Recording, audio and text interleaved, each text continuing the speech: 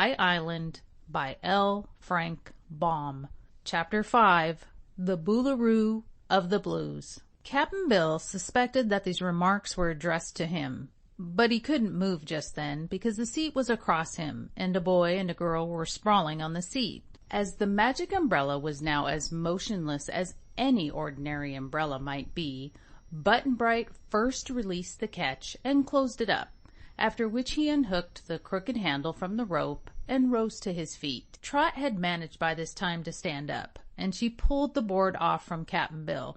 All this time, the shrill, excited voice was loudly complaining because the sailor was on his feet, and Trot looked to see who was making the protest, while Cap'n Bill rolled over and got on his hands and knees so he could pull his meat leg and his wooden leg into an upright position, which wasn't a very easy thing to do. Button-Bright and Trot were staring with all their might at the queerest person they had ever seen.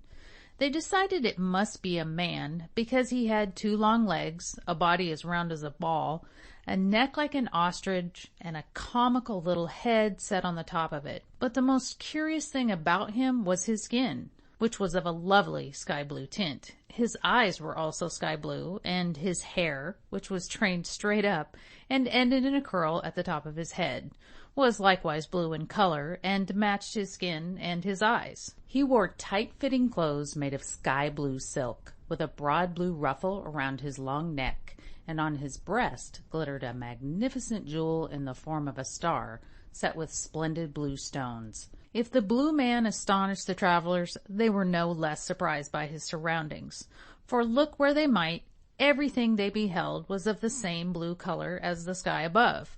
They seemed to have landed in a large garden surrounded by a high wall of blue stone. The trees were all blue, the grass was blue, the flowers were blue, and even the pebbles in the paths were blue. There were many handsomely carved benches and seats of blue wood scattered about the garden, and near them stood a fountain made of blue marble, which shot lovely sprays of blue water into the blue air.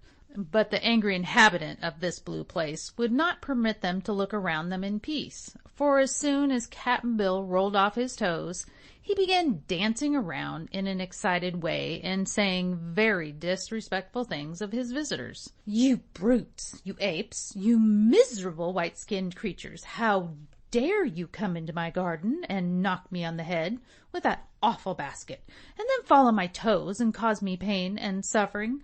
How dare you, I say? Don't you know you will be punished for your impudence? Don't you know the Boolooroo of the Blues will have revenge?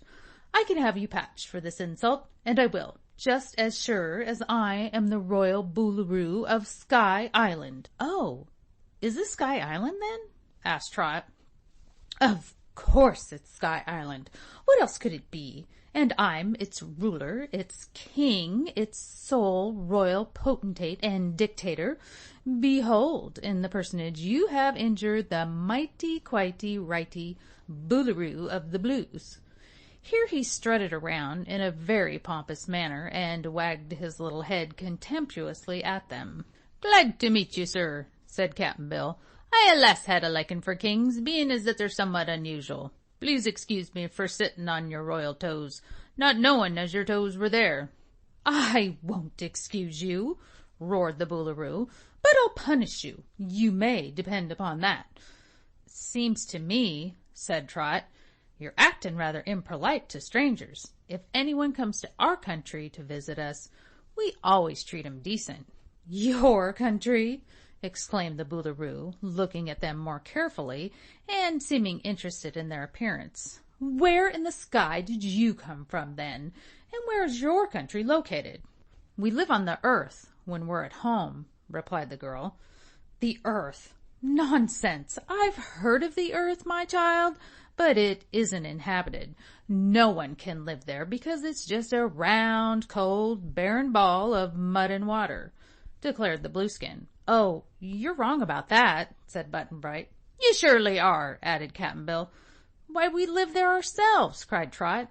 "I don't believe it. I believe you are living in Sky Island where you have no right to be with your horrid white skins. and you've intruded into the private garden of the palace of the greatly stately Irately Boolooroo, which is a criminal offense, and you've bumped my head with your basket, and smashed my toes with your boards and bodies, which is a crime unparalleled in all the history of Sky Island. Aren't you sorry for yourselves?" "I'm sorry for you," replied Trot, "'cause you don't seem to know the proper way to treat visitors. But we won't stay long. We'll go home pretty soon." "Not until you have been punished," exclaimed the Boolooroo sternly. "You are my prisoners." "Beg pardon, your majesty," said Cap'n Bill, "but you're taking a good deal for granted. We've tried to be friendly and peaceable, and we've apologized for hurting you. But if that don't satisfy you, you'll have to make the most of it. You may be the Boolooroo of the Blues, but you ain't even a tin whistle to us, and you can't scare us for half a minute. I'm an old man myself, but if you don't behave, I'll spank you like I would a baby, and it won't be any trouble at all to do it, thank ye. As a matter of fact, we've captured your whole bloomin' Blue Island, but we don't like the place very much, and I guess we'll give it back. It gives us the blues, don't it, Trot? So as soon as we eat a bite of lunch from our basket, we'll sail away again." "Sail away? How?" asked the Boolooroo. "With the magic umbrella," said Cap'n Bill, pointing to the umbrella that Button-Bright was holding underneath his arm. "Oh-ho! I see, said the Boolooroo, nodding his funny head. "Go ahead, then, and eat your lunch." He retreated a little way to a marble seat beside the fountain, but watched the strangers carefully. Cap'n Bill, feeling sure he had won the argument, whispered to the boy and girl that they must eat and get away as soon as possible, as this might prove a dangerous country for them to remain in. Trot longed to see more of the strange Blue Island, and especially wanted to explore the magnificent blue palace that adjoined the garden, and which had 600 tall towers and turrets. But she felt that her old friend was wise in advising them to get away quickly. So she opened the basket, and they all three sat in a row on a stone bench and began to eat sandwiches and cake and pickles and cheese and all the good things that were packed in the lunch basket. They were hungry from the long ride, and while they ate, they kept their eyes busily employed in examining all the queer things around them. The Boolooroo seemed quite the queerest of anything, and Trot noticed that when he pulled the long curl that stuck up from the top of his head, a bell tinkled somewhere in the palace. He next pulled at the bottom of his right ear, and another faraway bell tinkled. Then he touched the end of his nose, and still another bell was faintly heard. The Boolooroo said not a word while he was ringing the bells, and Trot wondered if that was the way he amused himself. But now the frown died away from his face and was replaced by a look of satisfaction. "Have you nearly finished?" he inquired. "No," said Trot. "We've got to eat our apples yet." "Apples? Apples? What are apples?" he asked. Trot took some from the basket. "Have one?" she said. "They're awful good." The Boolooroo advanced a step and took the apple, which he regarded with much curiosity.